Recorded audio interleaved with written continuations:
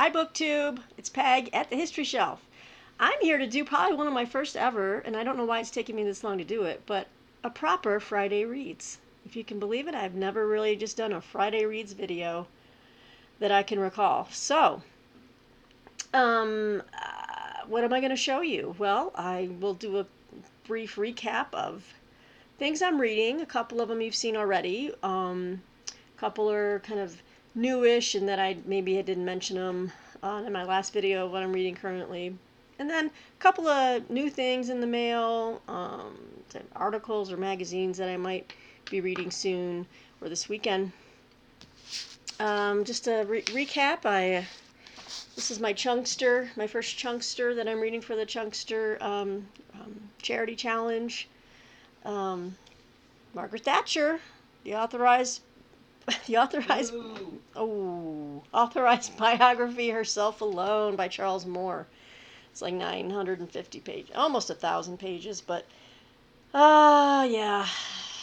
So I actually started. The writing is very fluid thus far. I'm very in the early stages. I don't even want to tell you what page number I'm on.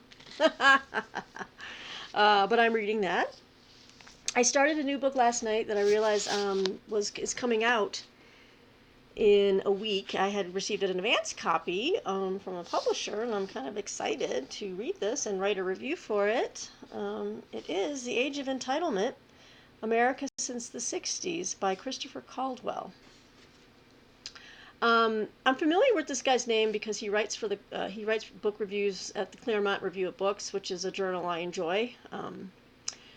It's quarterly. Kind of comes in a big, I think you've seen it, I think I might have shown it on here before.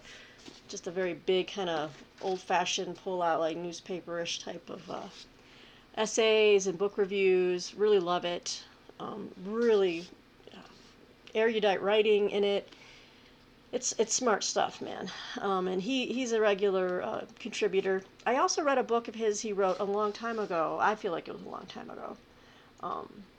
Reflections on the Revolution in Europe. That was many, many years ago. I can't remember when, but anyway, this is coming out on January 21st. Started dipping into this last night. It's intriguing. I'm not quite sure what the argument is exactly, but I think it might. Well, I'll just read you a quick synopsis, shall I? Christopher Caldwell has spent years studying the liberal uprising in the 1960s and its unforeseen consequences. Even the reforms that Americans love best have come with costs in wealth, freedom, and social stability that are staggeringly high and that have been spread unevenly among classes and generations. In The Age of Entitlement, Caldwell reveals the real political turning points of the past half-century, taking readers on a roller coaster ride through Playboy magazine, affirmative action, CB radio, leveraged buyouts, iPhones, OxyContin, Black Lives Matter, and internet cookies. In doing so, he shows that attempts to redress the injustices of the past have left Americans with two different ideas of what it means to play by the rules and plunged the country into a new period of conflict. So that's pretty intriguing, shall we say. It's fascinating. And what a selection of things that we're taking on a roller coaster ride with.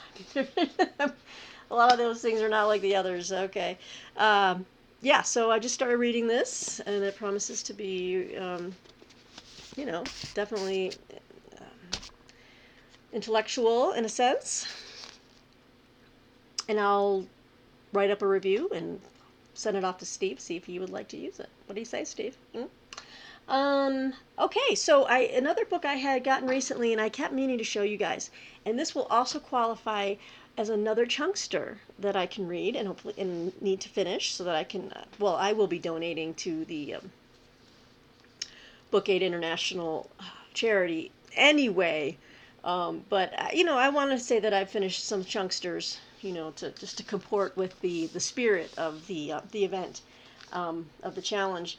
This is a brand new release by my guy, N.T. Wright, love him, along with Michael F. Bird, The New Testament in Its World. An introduction to the history, literature, and theology of the first Christians. This thing's massive, my friends. Look at this. Woo! And the pages are like, how do you describe the pages? Oh, it's just, well, first of all, these are like thick, kind of like, almost like parchment paper. Let me show you some of the things you can find in here. Oh, Jason Harrigan would love this. We've got some coins, ancient coins. Is that the numismatics? Is that the wording we use there? Jason, you tell me. And I hope you feel better, Jason. I just saw your video today, and that you're coming down with something. So I hope you kick it. And yeah, this is outstanding. This is the type of stuff I love to read in conjunction with my own like Bible studies. Is the history of those times that include archaeologies, artwork, sculpture, numismatics. Oh, some more for Jason. Just like to look at. I wonder, you might want to. Jason might want to look into getting this because this is pretty beautiful. So, what happens in this book? Let me tell you. It's a highly readable, one-volume introduction placing the entire New Testament and early Christianity in its original context. And it is the only such work from distinguished scholar and author N.T. Wright. Bringing together decades of Wright's groundbreaking research, writing, and teaching into one volume, it presents the New Testament books as historical, literary, and social phenomena located in the world of Second Temple Judaism amid Greco-Roman politics and culture and within early Christianity.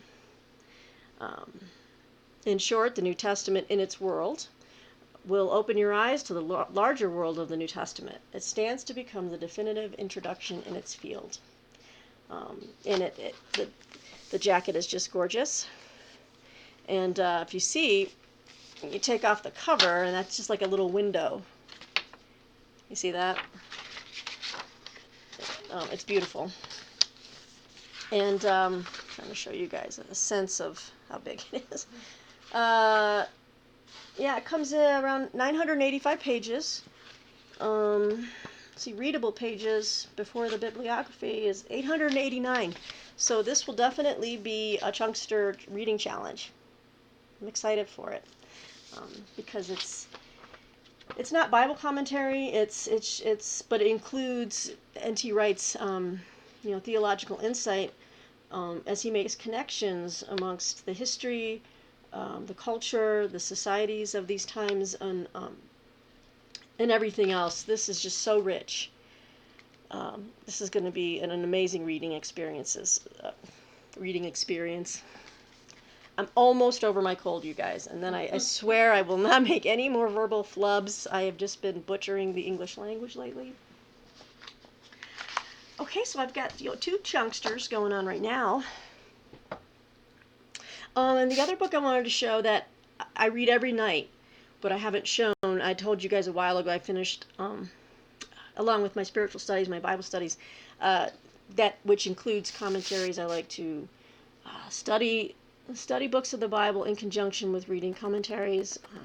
It just enlarges my sense of the scripture and the context. Again, like pointing back to the N.T. Wright book, it's really important to know context and to know cultures and the times that these books were written, and what they're trying to say, and what we can take from them. So for my next commentary from the Bible Speaks Today series, I've always wanted to do an in-depth study. I've done in-depth studies on Mark, Matthew, and Luke, but I have not done John. So I'm doing the Message of John. This is written by Bruce Milne. And John Stott is the series editor for the New Testament. I have the complete set of the Bible Speaks Today series, including all the Old Testament. So the New Testament ones always come in like this brown. I think they've redesigned the covers, but I'm glad I got in on. I just like the old standard ones. The New Testament ones that come in this like tan or beige color. And the Old Testament come in green. So this would be green with this kind of like, little corkboard coloring right here, But I have that's all upstairs. I have one full Billy bookcase upstairs in my bedroom that is all commentaries, ancient Christian commentary, Reformation commentary, this complete set. along with a few other scattering of Christian theology books. But yeah, so I read a little bit every night, make notations, underline. These are the few books that I will underline in, because to me these are for study, and I can come back to these, and it's good stuff. It's heady stuff. So for me at least, I really it's important that I read this every night. And okay, so that's so in addition, I told you I'm reading a book on the reality, breaking reality, or about how social media and disinformation and how all these things are being spread. I'm going to finish that this weekend, but I've already shown you that one. So I got a book today in the mail that I'm pretty stoked about, and I know that my friend David Murphy, I don't know if you've seen this, David, because I know that you both at different times have read National Review, but they have a new compilation out. I just ordered it off Amazon. It's called Against Socialism, the editors of National Review. It's a slim little volume, about 191 pages. And it's a collection of essays taken from two of their big double issues on the topic of socialism. And so a bunch of different writers. Deirdre McCloskey has an article in here. And if I know, David, you will probably know who she is. She is the writer of these 3 volumes. If you can see over there with right there, those 3. That's the Bourgeois trilogy. Also I wanted to tell you guys,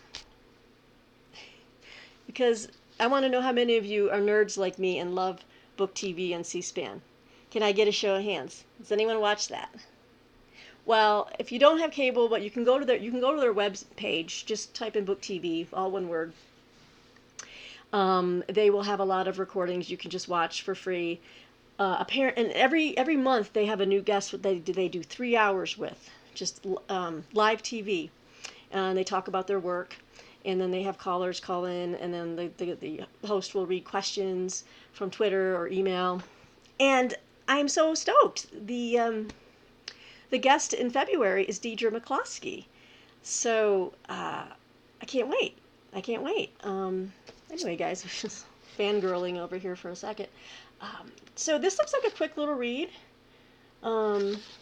Just easy breezy. But I could read a chapter at lunch at work or something. Just go outside, and just doesn't take long. Oh, this. There we go. That kind of goes with the book I'm reading right now. I just thought this was cool. So, David, let me know if you're going to get this, and we can compare notes. Okay. What else, guys? I got a 13-minute video going here. So I covered these books. I printed up an article today from a website or a journal, online journal, that I just discovered out of nowhere. Now, I don't know the history of this. It's called History Workshop Journal. I don't know if any of you have heard that. But this article looked interesting. I don't know what the argument is. I started reading it at lunchtime. But it's, I printed it up. It's called The Redemptive Power of Violence? Carlyle, Marx, and Dickens by Gareth Stedman Jones. This was published in 2008, I think. It drew my eye because I'm intrigued by Carlyle, just because I couldn't understand most of the beginning of Sartor Resartus, and I just kind of, I'm intrigued by Carlyle now, and I want to learn more about Thomas Carlyle, and then go back and try to tackle Sartor Resartus. But they're talking about the French Revolution. He's talking about the French Revolution in just like the first few paragraphs, and the violence it wrought. And Carlyle was brought into this just because one of his most famous books of nonfiction is A History of the French Revolution, which I do want to get. So this is just an intriguing article.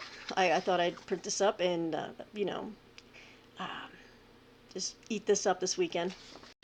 I do enjoy just printing up articles, random, articles from different places, and when you're a bookish person and you're a reader, you just will read anything. You just love it. And if you just love learning, which I do, and I'm fascinated, and I'm glad that I found this because I want to know more about what he's got to say about Thomas Carlyle, as well as Marx and Dickens. But all right, one more thing, and then I got the latest issue today in the mail of a magazine I subscribe to. I think David Murphy, you do as well. This is Commentary. And this one looks like it's going to be a great article. The 2010s, the Decade of Reckoning. So there's going to be some good stuff in here. Who wrote that? So I've got that. And I've got a lot of reading to do, but I'll wrap this one up. If there's anything here you'd like to comment on, ask questions on. Again, tell me if you like book TV. I really want to know who out there watches book TV on C-SPAN. Now, I know not everyone has cable, but if you are a nerd and you love just watching authors being interviewed about their books, talk about their books, they're talking to audiences and people are coming up and asking questions. Let me know. I geek out on book TV, and I have it bookmarked on my browser. And Deirdre McCloskey is going to be the in-depth guest in February. So I just discovered that today, and I got all excited. And then, but wouldn't you know it, she's got an essay in here. So, and then I've got the 3 volumes that she wrote right there. Peggy, move your hand, and there we go, right there. Right direction. All right, guys. Happy Friday night. I'm going to go find something to eat here and get comfortable. Grab a book, grab an article, grab a journal, and just, read away. So I'll talk to you guys soon. Have a wonderful night. And, yeah. Bye, BookTube.